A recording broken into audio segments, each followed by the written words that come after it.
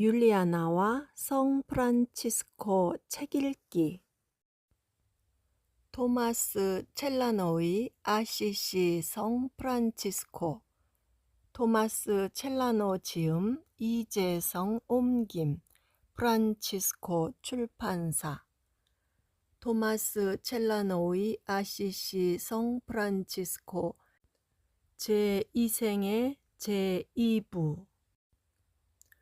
성경에 대한 성인의 이해와 말의 위력.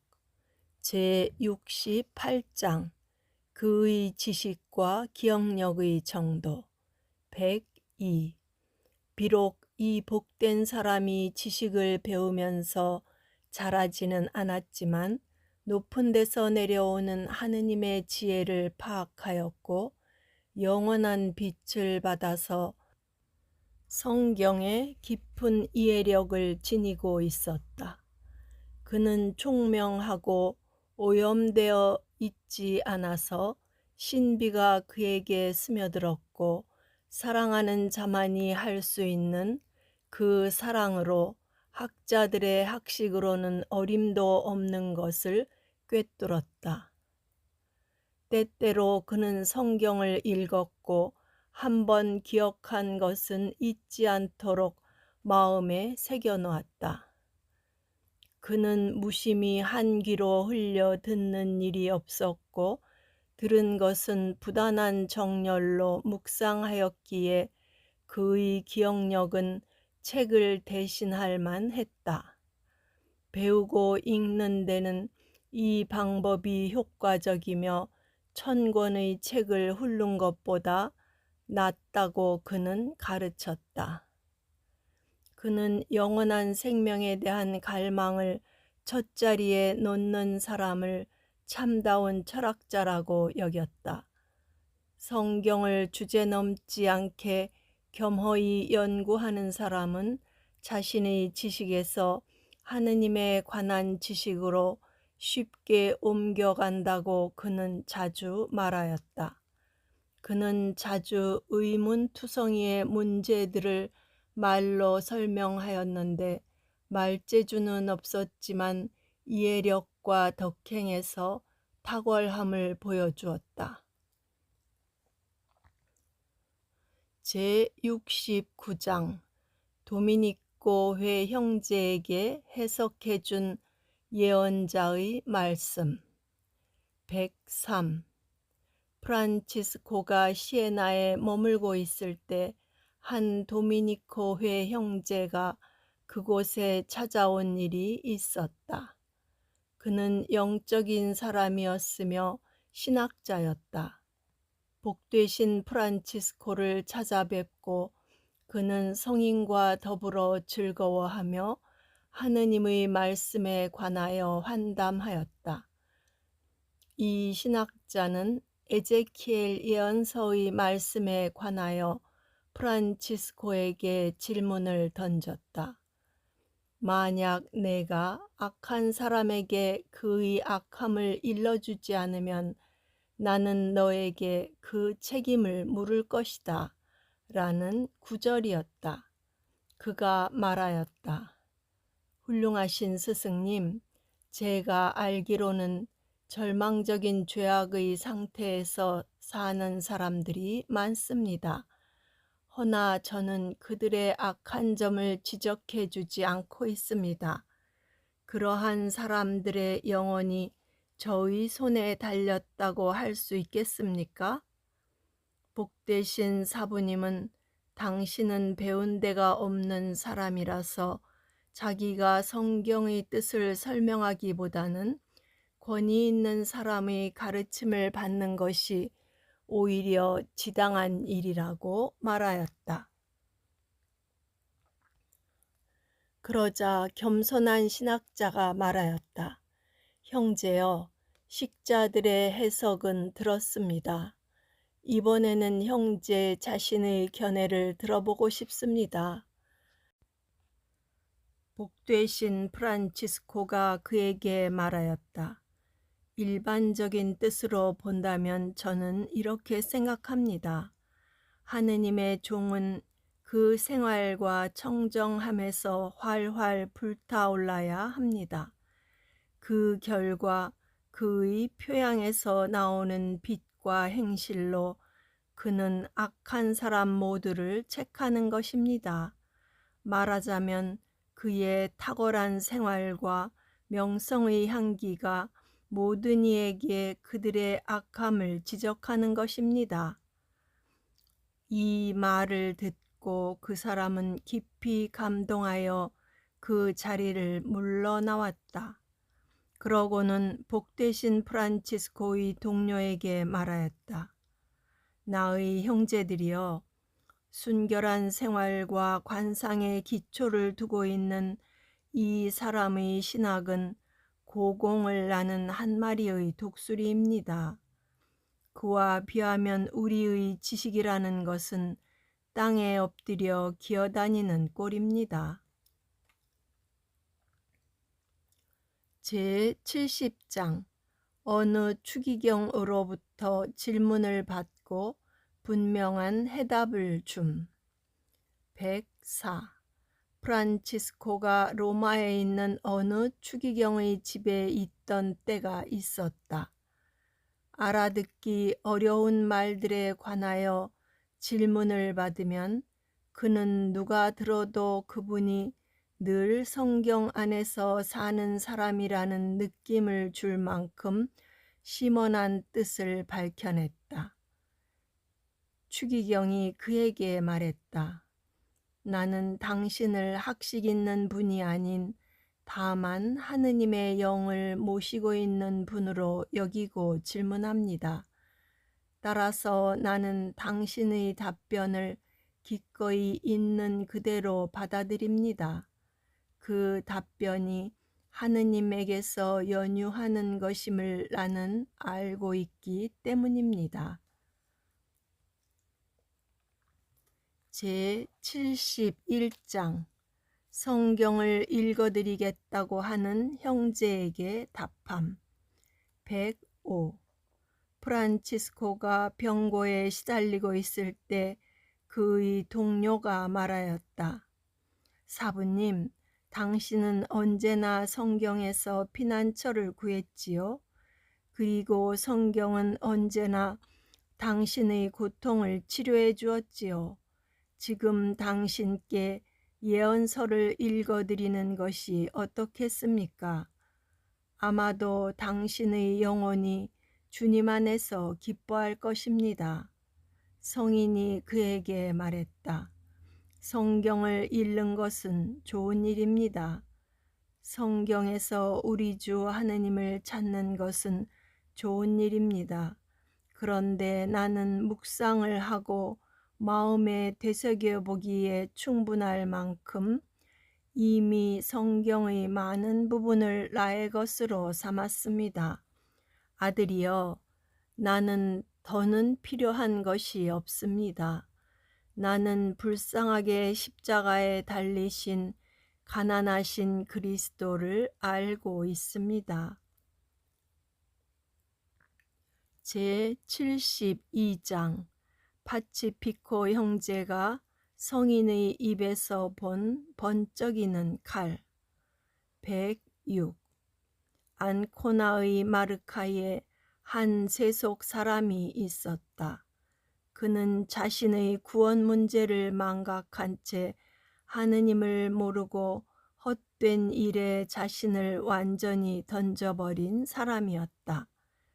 그는 저속한 노래로 한가락하는 자 중에서 단연 돋보였고 유행가나 지어내는 작곡가였기에 그를 이름하여 시의 왕이라고 불렀다. 간단히 말해서 세속의 영광이 그를 지켜올려 황제에게서 화려한 관을 받아 머리에 쓸 정도였다. 그가 이렇듯 어두움 속을 걷고 거짓의 끈으로 죄를 잡아당기고 있는 동안 하느님의 자비로운 사랑은 그가 버림받아 멸망치 않게 하려고 불러 세웠다.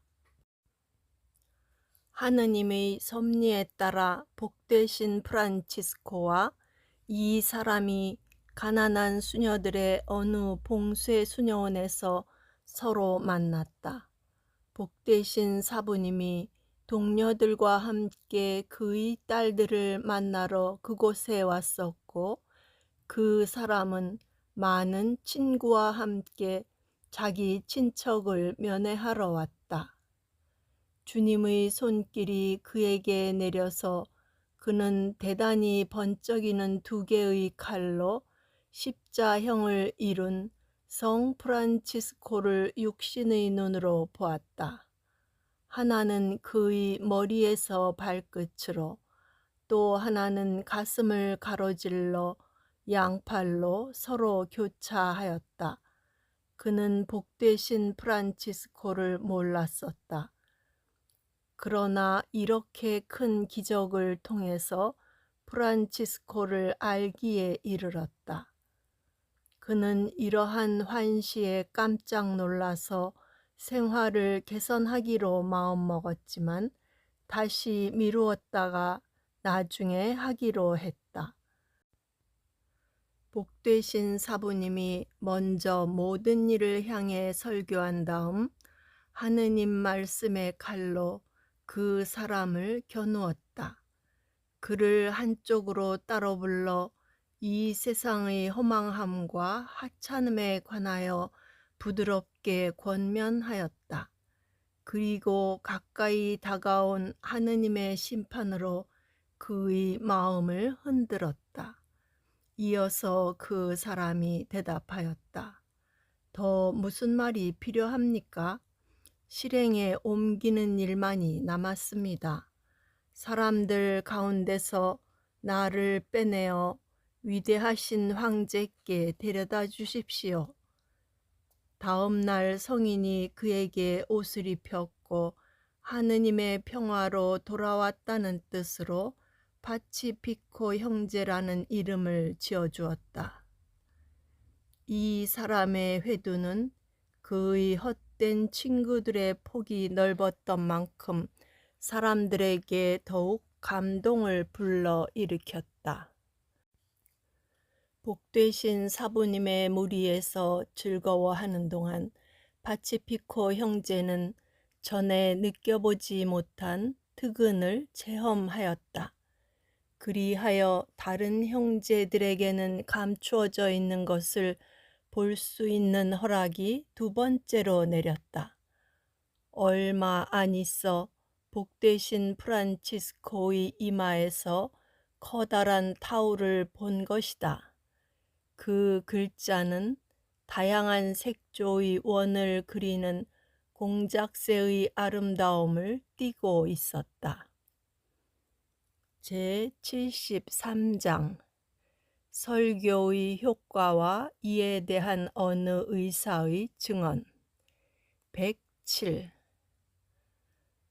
복음 전파자인 프란치스코는 말보다 덕행이 필요하다는 것을 알고 있었던 만큼 배움이 짧은 사람에게는 알아듣기 쉽고 단순한 예를 들어 설교하였지만 영적인 사람이나 능력이 있는 사람들에게는 생명력이 넘치는 심오한 말로 설교하였다.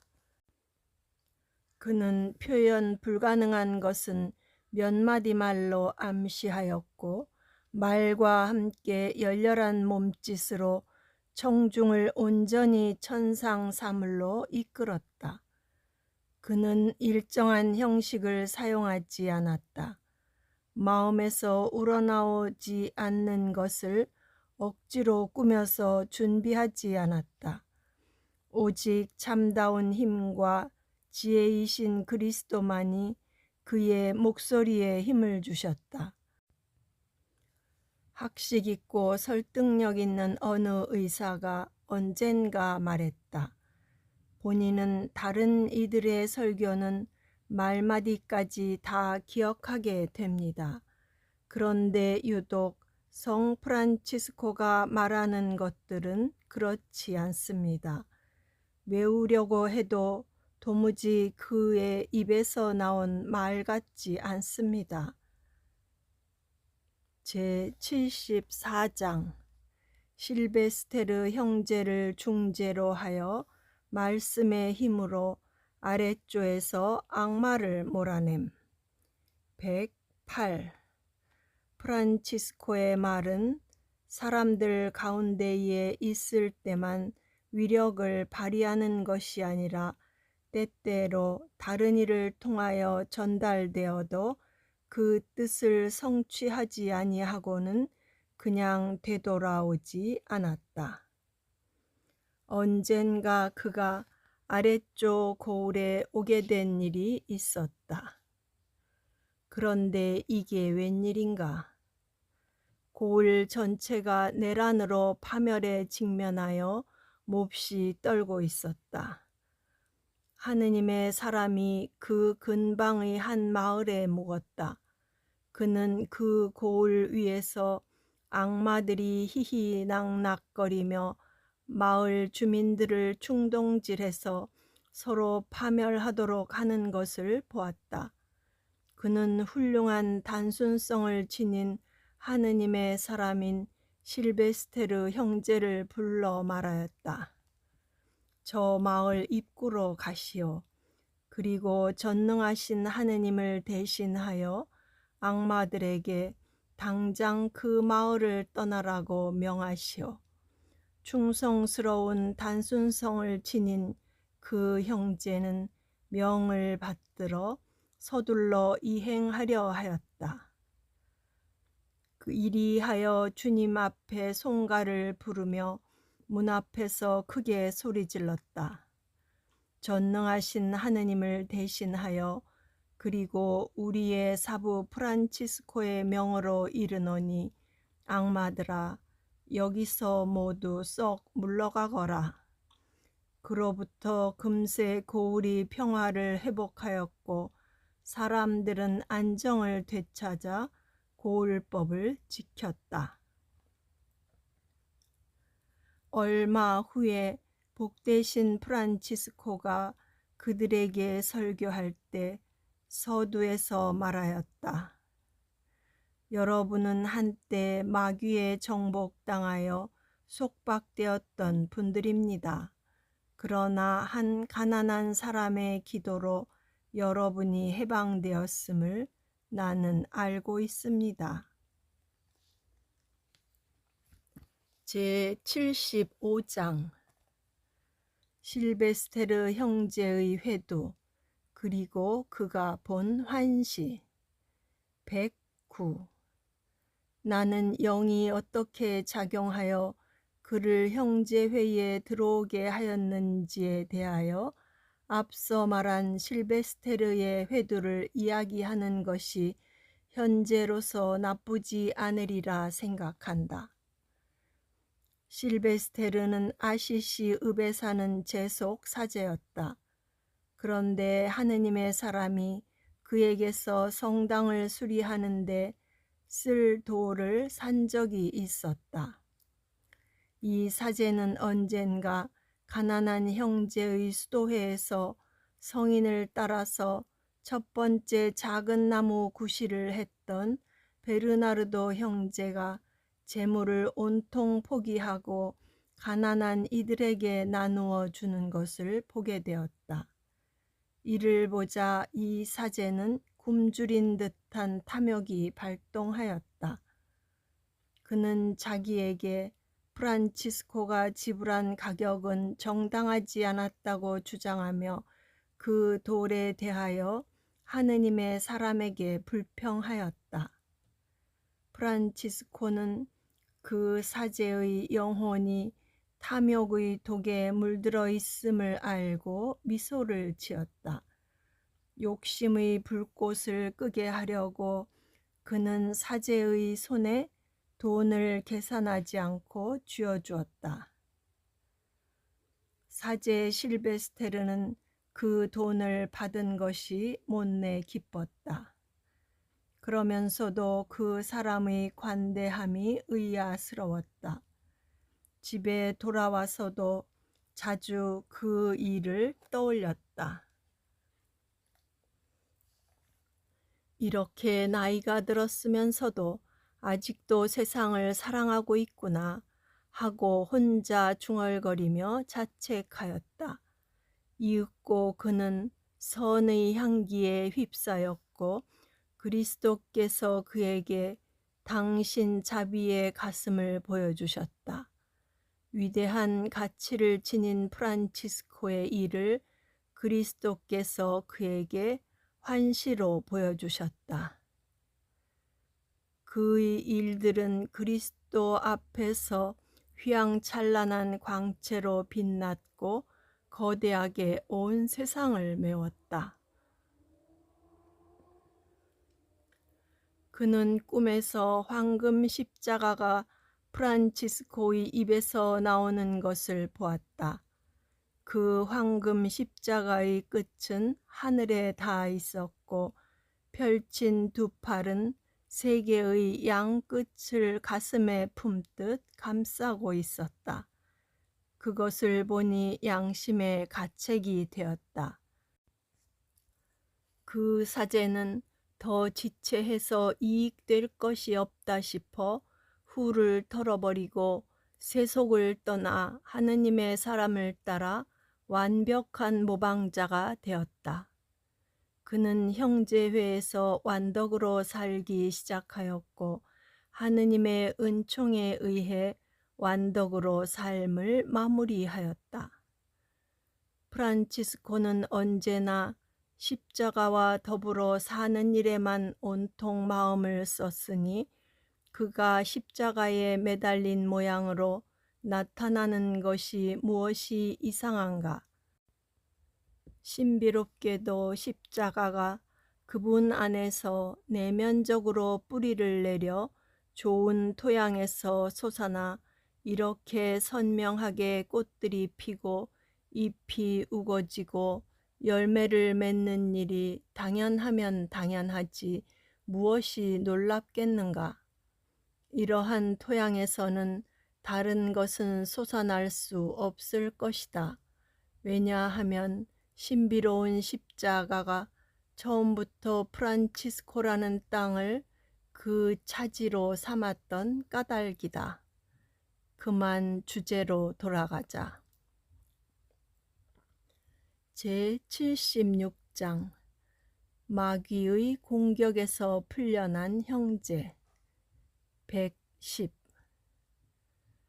한 형제가 오랫동안 정신적인 유혹으로 마귀의 공격을 받은 적이 있었다. 이러한 유혹은 육신적인 유혹보다 더 교묘하고 더 해로웠다. 결국에는 그가 성 프란치스코에게 와서 겸손하게 그의 발 아래 엎드렸다. 비탄에 빠져 비통의 눈물만 하염없이 흘리며 아무 말도 하지 못했다. 자애로우신 사부님이 그를 측은하게 여겼다. 악령에 시달리고 있다는 사실을 성인이 직감하였다. 그리고 말하였다. 악마들아, 하느님의 권능으로 명하노니 지금까지 내가 감히 해온 방식으로 더는 형제를 공격하지 말아라. 그러자 곧 암흑의 어두움이 사라지고 그 형제는 풀려나 일어섰다. 그는 더는 그러한 고통을 받지 않았고 마치 아무 일도 없었던 듯 하였다. 제77장 어린 양을 잡아먹은 못된 암돼지 111 프란치스코의 말이 짐승에게까지도 놀라운 결과를 낸다는 사실을 다른 곳에서도 밝힌 바 있다. 그렇지만 나의 수중에 들어온 한 가지 예를 또 들어보도록 하겠다. 어느 날 밤 지존하신 분의 종이 구피오 교구에 있는 성 베레쿤두스 수도원에 묵고 있었다. 그날 밤 양이 새끼를 낳았다. 마침 매우 악랄한 암돼지 한 마리가 거기에 있었다. 그 암돼지가 순진한 양을 가만두지 않고 그만 채다가 죽여버렸다.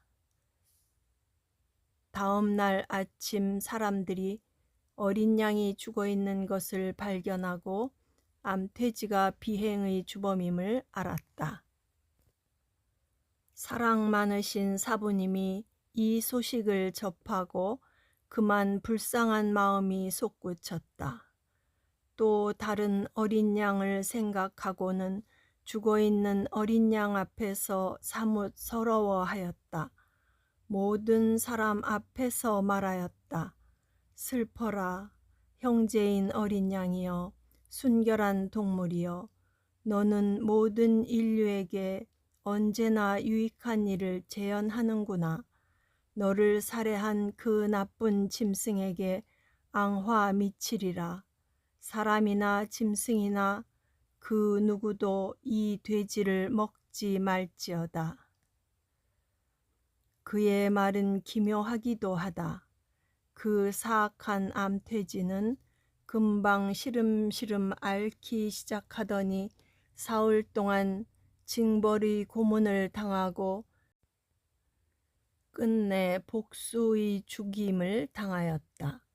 암돼지는 수도원의 구덩이에 던져졌고 그곳에 너무 오래 있어서 나무 판자처럼 말라 비틀어졌다. 그때까지 어떤 굶주린 짐승의 먹이도 되지 못하였다. 구독과 좋아요는 힘이 됩니다.